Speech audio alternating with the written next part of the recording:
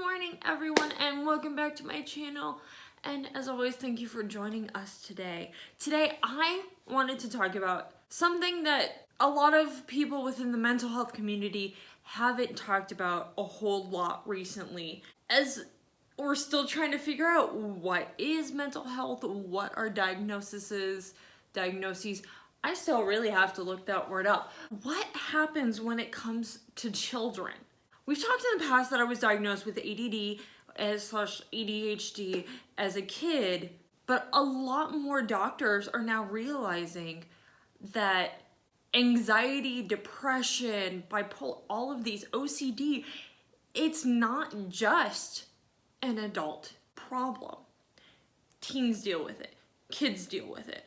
The next step to that is, how do we treat it? How do you help your kids cope with it? Because they're still learning skills. Like when I went through this whole ADHD debacle, I had BT, behavioral therapy. I had medication. I read lots of books. And by books, I mean picture books. But I also had my parents too. And that's an important thing to point out, is picture books. Now, we all know that I'm a big reader. I love to read. If you see my Instagram, which is all linked down below, I post my currently reading to my Instagram stories. It's not as frequent as I would like it to be, but it does happen. But I did work at a bookstore for 5 years. And through that experience of working in the kids department, I started reading a lot more picture books. And I realized that a lot of these books are becoming a lot more insightful, have a lot more inner hidden meanings. When I was a kid, yeah, we had like the Berenstain Bears, and it's like, what do I do when I'm upset? Or like the first day of school, or books like that. But there wasn't a whole lot that dealt with those types of issues, like anxiety and depression, and what do you do when you feel upset? Nowadays, picture books, especially for kids, are beaming with these hidden messages. And that's not to say that I do not appreciate those books in the kids' self-help section. Like, what do you do when a parent dies? Or what do my feelings mean? Or there's a popular series that's like, teeth are not for biting, hands are not for hitting. But I feel like those are very like nail on the head kind of things.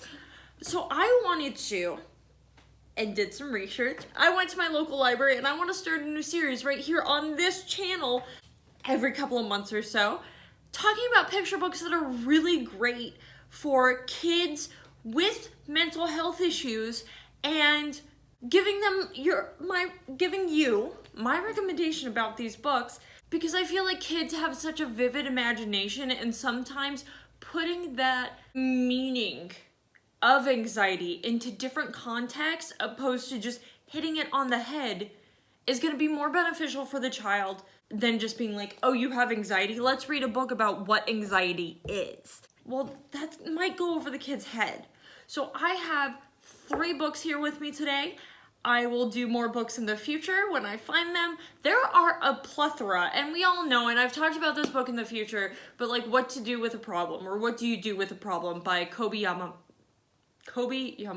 I can never say Yamamata, I think. Alright, his entire series is absolutely What Do You Do with a Chance? What Do You Do with an Idea? Love those books. Great books. Those are probably my #1 pick.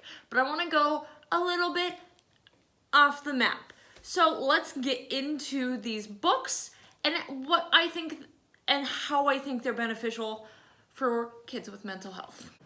Okay, so the first book I really want to talk about, and if this is a long video, I do apologize, but I do think that helping kids with mental health is super important to help them realize that what they're feeling and what their brain is doing is completely normal, and it is okay to talk about. So I have talked about Mo Willems in the past. I love all of his books, but one of them that I absolutely love is his Elephant and Piggy series, and I've gotten all these from the library, and so I blocked out the library so you guys don't find me.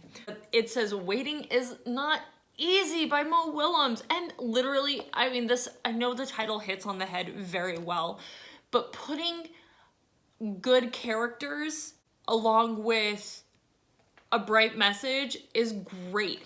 It's an absolutely beautiful book. And the best part about this book is that the outcome for your waiting is just beautiful. And that can be explained as, when it comes to mental health, it can seem extremely difficult for a child when they don't know what's going on and they have to go to multiple different doctors. But you can remind them that even through waiting and through all these tests, that life can be beautiful. And it may seem like a long wait to get to an answer, and we've waited and we've waited and we've waited. And for what? For something beautiful, for an answer. I love this book, and it's so good about teaching kids patience and that their feelings are valid and that the end result is beautiful. The second book I really want to talk to you about is called Black Dog. This one I recently found. It's got laminate, so it's kind of shiny in the light. By Levi Pinfold, and it is absolutely beautifully illustrated. I cannot begin to talk about how much I love this book.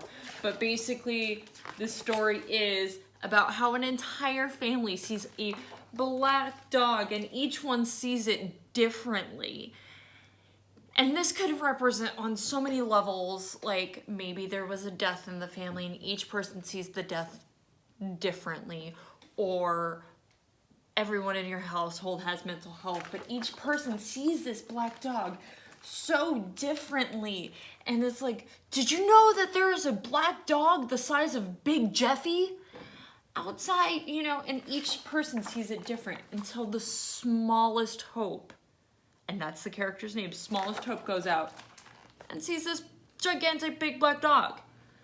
And this can represent on so many levels anything. And then it's like, well, okay, if you're gonna catch me, then you're gonna eat me. And the Smallest Hope goes and lets the big dog chase it around and play with it.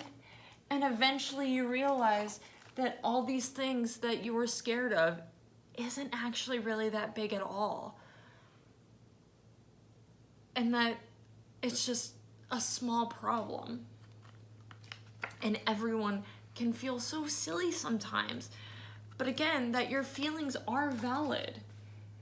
And that big black dog is okay. And you only need the smallest hope, like the character's name, to know what to do. It's just so beautifully illustrated. And the last page is like, there is nothing to be scared of, you know, replied Small Hope as she went to sit by the fire. And the black dog followed. This book, it's something that kids can relate to. And the third book, for at least this video for right now, is called The Forest. I did research before this video and I realized I went to the library also just like trying to look for books, and I saw this book and it was on none of the anxiety books for kids lists that I had seen, but I saw it and I picked it up because I was like, oh, this book looks really cool. Like, don't judge a book by its cover, but look at this cover.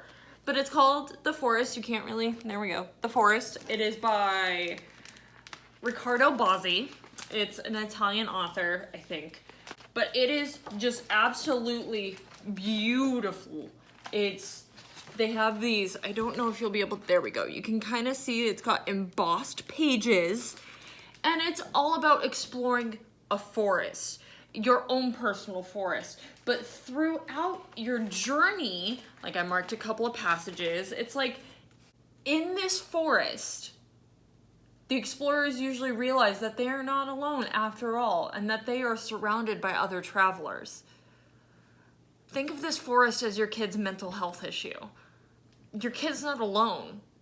There's a bunch of, even as adults, you are not alone with your mental health issues. And like this page, look, and it's got like peek holes and beautiful. Some choose to help each other out, like I'm doing with you guys, while others prefer to push on alone, which is okay too. And then it just goes through beautiful, like hand embossing hands. And one of the last pages is what may lie beyond the forest, no one knows. And it's got this beautiful old, you can't really see because it's so white. Yeah, you can't see, but it's this beautiful kind of like old wrinkled face. And then little leaf starts to grow. And more leaves start to grow. Some say there's a grove of young pine trees. So at the end of the book, it just shows that, like I've said before, it's a journey, but the end result can be beautiful and an entire new person can come out. And you just have to let your kids blossom into the person they were meant to be. All three of those books have important messages. And they are a great way to help your kids realize on an underlying level that they are okay, that their feelings and what their brain is doing is valid, and that they are worthy of love. And this is not the end of the line for them. Thank you guys so much for watching this video. I do appreciate all the views and comments. Do you have any suggestions of books that you really enjoyed as a kid that really helped you with some of your thoughts or your feelings? If there's any, please leave them in the comments down below. I will definitely find more books to share with you guys. I kind of fell in love with doing research for this video. So again, remember to like, comment, and subscribe if you feel like it. I do appreciate it. And until next time, guys, sláinte.